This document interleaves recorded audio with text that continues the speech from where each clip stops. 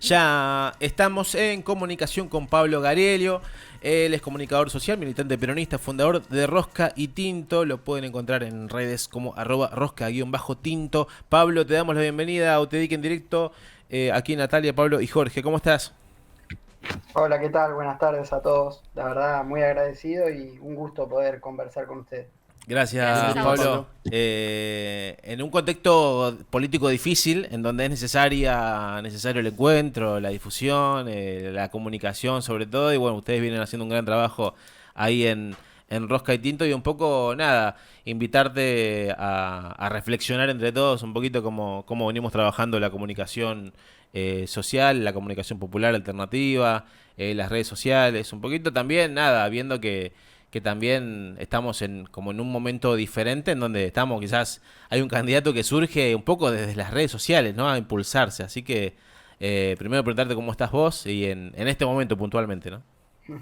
Sí, bien, viste, recuperándonos un poco en general del golpazo del domingo. Creo que las primeras horas fueron muy dramáticas, muy tristes.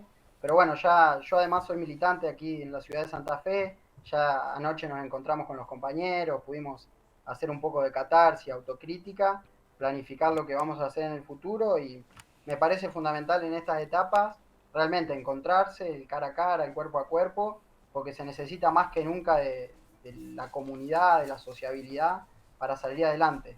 Y con respecto a la comunicación, sí, me parece que una de las grandes enseñanzas que nos deja el domingo, además de muchas otras, es el rol importantísimo de las redes sociales. Sergio Massa yo lo venía diciendo en su momento que hoy convivimos en dos territorios, la política convive en el territorio más puro, más práctico, de la fábrica, del sindicato, de la escuela, de la universidad, del barrio, y después está el territorio de las redes sociales, que quizás tenga la misma magnitud en tiempos de neoliberales, muy individualistas, donde toda interacción está mediatizada a partir de las nuevas tecnologías. Así que nada, dándole mucho laburo a ese tema, creemos que es crucial, pero al mismo tiempo no abandonar la calle, ¿no? Que es donde el peronismo se hace fuerte y donde además estos 4 años se notó una ausencia que nos golpeó durísimo, porque la verdad que este gobierno en ningún momento nos convocó a movilizar y eso terminó teniendo su efecto negativo. Qué interesante esto que decís de los dos territorios, ¿no? Sí, lo mencionó en algún momento en alguna entrevista Sergio Massa también. Quizás el peronismo, por una cuestión de tradición, nunca abandonó las calles y quizás priorizó ese cara a cara en las calles, y quizás el territorio virtual, digital, que tuvo un momento de auge en pandemia impresionante, quizás lo llegó a ocupar de manera tardía o no tan orgánica, tal vez desde ese lugar.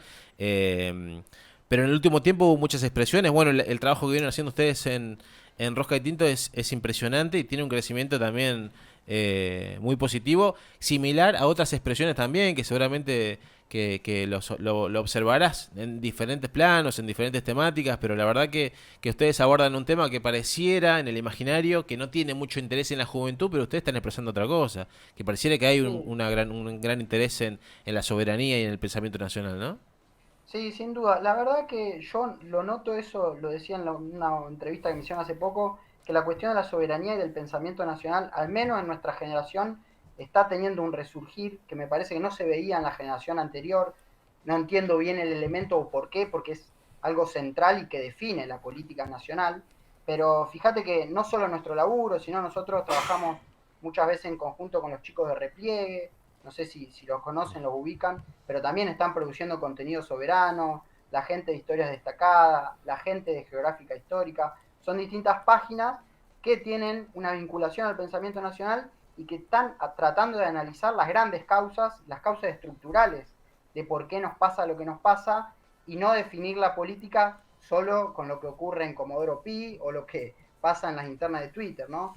Me parece que en ese sentido es para aprovechar incluso el año que viene, que va a ser un año no electoral, vamos a tener tiempo, más allá de que yo entiendo que va a haber una calle muy convulsionada y que nos va a tomar también el tiempo de estar marchando, pero digo, al mismo tiempo hay que tomarse lo necesario para poder planificar, para poder organizar y al mismo tiempo entender la geopolítica, que es clave, y las cuestiones soberanas, porque digo, lo que no cambió, si algo no cambió en Argentina es que seguimos siendo una colonia. Yo creo que ahora va a aumentar, a partir de esta condición colonial, va a aumentar a partir del gobierno de Milei, ni hablar con respecto a las últimas declaraciones de la entrega de YPF, la venta de una empresa superavitaria y que genera soberanía como ARSAT. Digo, vamos hacia un nivel incluso peor del nivel semicolonial que tenemos. Pero digo, volver a retomar algunas banderas como la liberación nacional. Si uno lee los grandes autores de los 70, Abelardo Ramos, Jaureche, Hernández Arregui, que hoy lamentablemente se conocen poco, constantemente apelaban a la cuestión de la liberación nacional, y hoy no lo utilizamos, o incluso el término, compañeros, de imperialismo.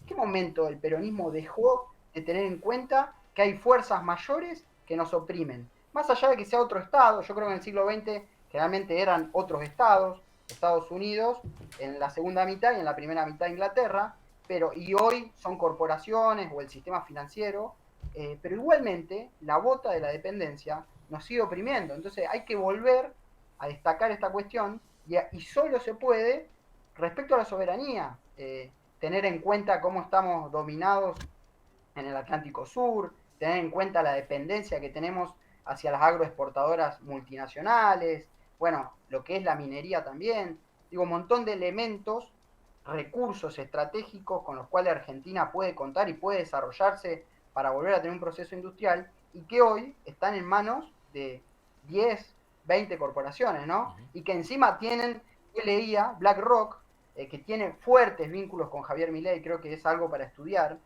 BlackRock tiene acciones en Liven, que produce litio, tiene acciones en YPF, tiene acciones en Globan, que produce, que está en el mercado agroexportador, digamos, son grandes exportadoras.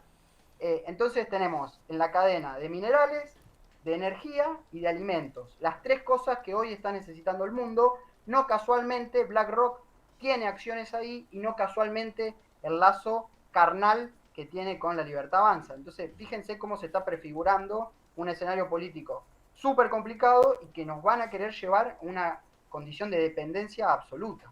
Y ahí también la capacidad organizativa para poder resistir. ¿Nati? Pablo, ¿qué podés decir en relación a las relaciones con Brasil? Digamos, las relaciones comerciales con Brasil, esto de alejarse de alguna manera y el acercamiento a Estados Unidos. ¿Qué opinión te merece eso? ¿De qué manera se puede reflejar o cómo nos puede afectar? Y yo creo que, bueno, fíjense que Milei antes de asumir, él tiene planeado hacer un viaje a Estados Unidos y además a Israel. Me parece que la tendencia es muy clara de aliarse al bloque occidental, que está en decadencia, digamos, a lo peor del capitalismo financiero, que también tiene terminales en el Reino Unido que usurpan nuestras Malvinas, pero al mismo tiempo con una visión súper ideologizada de no querer conversar con grandes bloques emergentes como es China, como es Rusia, como son los BRICS, y fundamentalmente Brasil, que es nuestro principal socio comercial. La verdad yo esto lo veo con preocupación porque Argentina, más que nada, fíjense que las principales exportaciones industriales de Argentina son a Brasil. O sea, nuestras pymes exportan a Brasil. Si nos cortan el mercado brasilero, estamos en graves problemas, sumado a otra política de destrucción de pequeñas empresas que tiene Javier Milei, que es la apertura comercial, que también destruiría una cantidad de empleo increíble. Pero me parece que al contrario, en vez de disminuir la relación con Brasil, hay que incrementarla. Y también en términos de defensa, ¿no? Porque fíjense que entre la costa argentina y la costa brasilera, si hay una alianza de defensa, podríamos dominar todo el Atlántico Sur, que es justamente lo que las grandes potencias no quieren por la cantidad de flujo comercial que atraviesa esa zona, y ni hablar en relación al pasaje de Drake, que está entre Argentina y la Antártida, también una gran cantidad de flujo comercial, cada vez más amplio, porque el canal de Panamá se encuentra en situaciones técnicas muy precarias. Entonces digo, vamos hacia un escenario muy importante a nivel comercial, de incremento comercial, y nosotros no podemos dejar pasar esa oportunidad. Yo la verdad el domingo, digo, mucho dolor, porque además sabemos lo que significa, pero en última instancia decía, la pucha, estamos en un momento para desarrollarnos industrialmente, porque tenemos lo que el mundo está necesitando, y viene a ganar un tipo así, digamos, que incluso está diciendo que va a privatizar una empresa como YPF, que también es superavitaria y que es estratégica. Fíjense ustedes que cuando Argentina se incorpora a los BRICS, se incorporan todos países arábicos, digamos, que producen petróleo y gas en gran cantidad, y a la vez Argentina, digamos. ¿Por qué es esto? No solo por la cantidad de petróleo y de gas que podemos llegar a producir y que vamos a hacer potencia en ese sentido, y que a partir del conflicto de Ucrania y lo que está sucediendo en Israel, obviamente la energía va a costar más, sino también la cuestión de los alimentos y la importancia que tiene la hidrovía para la alimentación del mundo. Acá se produce el 50% de la proteína mundial. O sea, es decir, acá sale por la hidrovía el 50% de la proteína mundial, no solo se produce en Argentina, sino también Brasil y parte de Paraguay. Pero fíjense lo importante en un mundo que va a escasear, porque ya se sabe que energía y alimentos efectivamente va a escasear de acá a unos años, y ni hablar la importancia también de minerales para la transición energética. Estábamos en un momento espectacular, además de que fíjense, por ejemplo, ahora se descubrió el año pasado Palermo Aik, que es un yacimiento en la roca austral de una cantidad de gas y petróleo similar a la de Vaca Muerta. Está en Santa Cruz y para colmo está del lado oeste, lindante al puerto San Antonio Este de Santa Cruz. Es decir, que naturalmente vos podés producir y ya exportarlo. Y tiene una capacidad enorme de producción eso. Y bueno, lamentablemente volvió a ganar un proyecto neocolonial y seguramente no quede nada de eso, o nada para el pueblo argentino y sí para las exportadoras. Pero nada, lamentablemente creo que es momento de resistir y de poner en la mesa todos estos elementos porque son fundamentales también. No solo la cuestión macroeconómica es importante, no solo la cuestión de los derechos civiles son importantes, sino también esto que nos va a definir el futuro, digamos. Bien, Pablo, tocaste un tema así por encima, que es la cuestión de Malvinas, ¿no? Con las declaraciones que tuvo Milei, tanto en el debate como también en los medios, ¿qué se puede esperar del reclamo de Malvinas? Y me parece que vamos en el mismo sentido. Fíjense que, en Argentina siempre han predominado dos proyectos. El proyecto liberal, entreguistas y Payo, que comienza con Rivadavia en 1826, fundamentalmente, y después un proyecto soberano que está representado por Rosas, en parte por Irigoyen y fundamentalmente por Perón. Esto es muy claro, cuando ganan ellos, la entrega es en todos los ámbitos. Cuando ganamos nosotros nos cuesta un poco más, porque a nosotros nos cuesta tener proyectos totalizadores. De hecho, el Frente de Todos, me parece que en términos de soberanía y de realmente distribución de la riqueza para nuestro pueblo, no fue un proyecto totalizador como sí lo es la derecha cada vez que llega al poder. Y me parece que con Malvinas va a ocurrir lo mismo que se sabe que va a ocurrir con YPF, lo que se sabe que va a ocurrir con ARSAT. Ahora están diciendo incluso de privatizar la obra pública, llegar a niveles muy locos. Y además Javier Milei ya estuvo anunciando que se respeta la autodeterminación de los kelpers, que no olvidemos que es población implantada, es decir, los kelpers en 1833, cuando Inglaterra usurpa nuestras Malvinas, se inyecta población inglesa, que luego van a tener descendientes, que son los isleños, pero ellos se sienten profundamente ingleses porque la cultura que está en Malvinas es inglesa, digamos, y periódicamente se incluyen en la población también militares, y una gran cantidad de militares en términos proporcionales con la población general de Malvinas, que son ingleses. Entonces, hace muy poco hicieron un referéndum y por supuesto que salió el 95% a favor de que los isleños sigan bajo la corona británica, pero esto no es casualidad, es decir que estamos a favor de la autodeterminación de los kelpers, es decir que estamos convalidando la estrategia de Inglaterra con Malvinas. Eso lisa y llanamente entregar, es como decir que las Malvinas son inglesas. ¿Se entiende esto? Y después la cuestión muy simbólica y muy triste de que nuestro actual presidente o el presidente electo apoya o reconoce a Margaret Thatcher como una gran líder, que no solo no la queremos nosotros los argentinos, sino que además ni los ingleses la quieren, porque bueno, llevó adelante un proceso neoliberal desastroso junto con Reagan en Estados Unidos, que le hizo mucho daño al pueblo inglés, y bueno, y acá el tipo la tiene como referente y como líder político. Así que me parece que lo de Malvinas va Fíjense incluso que el primer ministro de Inglaterra el día de ayer le dijo que la cuestión Malvinas ya está saldada, digamos. O sea, muchachos, déjense de joder, que acá no hay nada para discutir. Ya sabemos lo que pensás, ya sabemos que sos un cipayo, pero igualmente Por no las te dudas preocupes. le marcó la cancha. Sí, porque no nos interesa si está a favor o en contra, porque está saldada la cuestión Malvinas. Digo, esa es la posición de los tipos.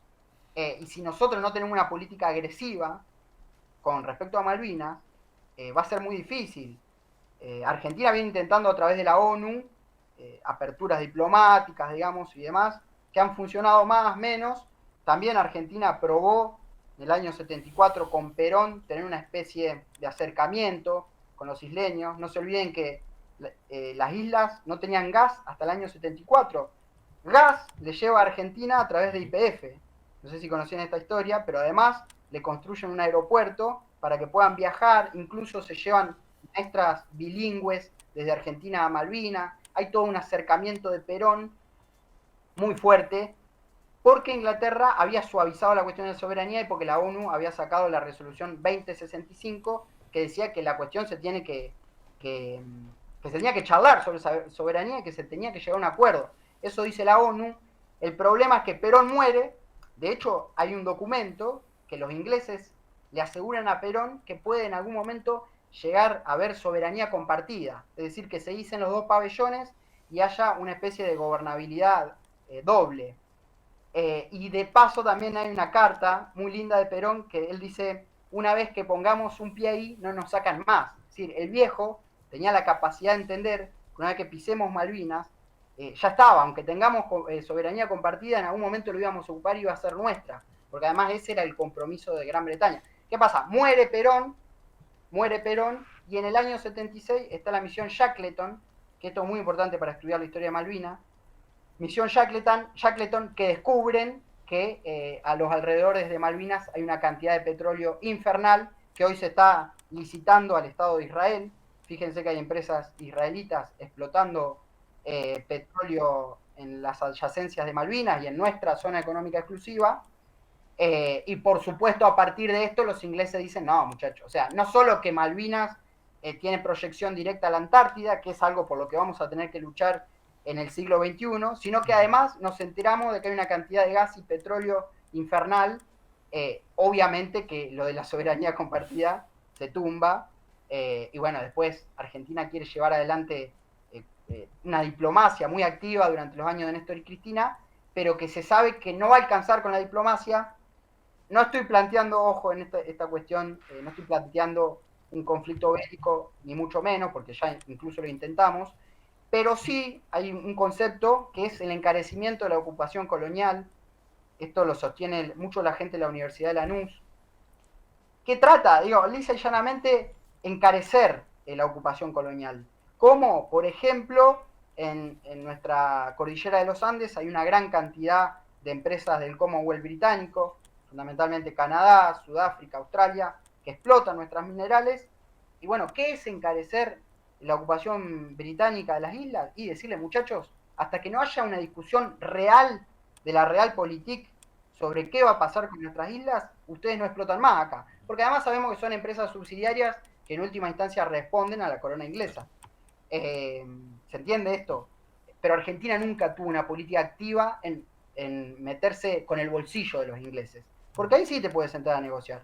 Pero bueno, no ocurrió. Y hay otros elementos, incluso a través de cercenar la pesca de también empresas inglesas y de empresas de la Unión Europea, para ir disminuyendo y para ir encareciendo esta ocupación y que no ellos no tengan un usufructo de ganancia económica, pero bueno, nunca se llevó adelante en términos gubernamentales. Siempre fue en términos diplomáticos, pero creo que no ha tenido los resultados que esperábamos.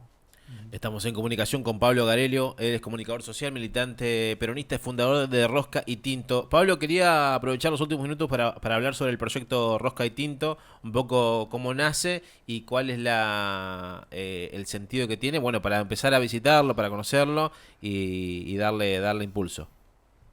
Y Rosca y Tinto nace en la pandemia, como muchos proyectos comunicacionales que bueno, incluso tenemos relaciones desde nuestra página. Nace en la pandemia ante la necesidad de poder pensar, de poder decir una cantidad de cosas, y de tener el tiempo para hacerlo, porque bueno, en cuarentena ocurría eso. Y bueno, también pasaba, y esto responde también el nombre, con que con distintos compañeros nos reuníamos a comer un asado, a tomar un poco de vino, y después en la sobremesa nos quedábamos hablando de política, rosqueando, como se dice.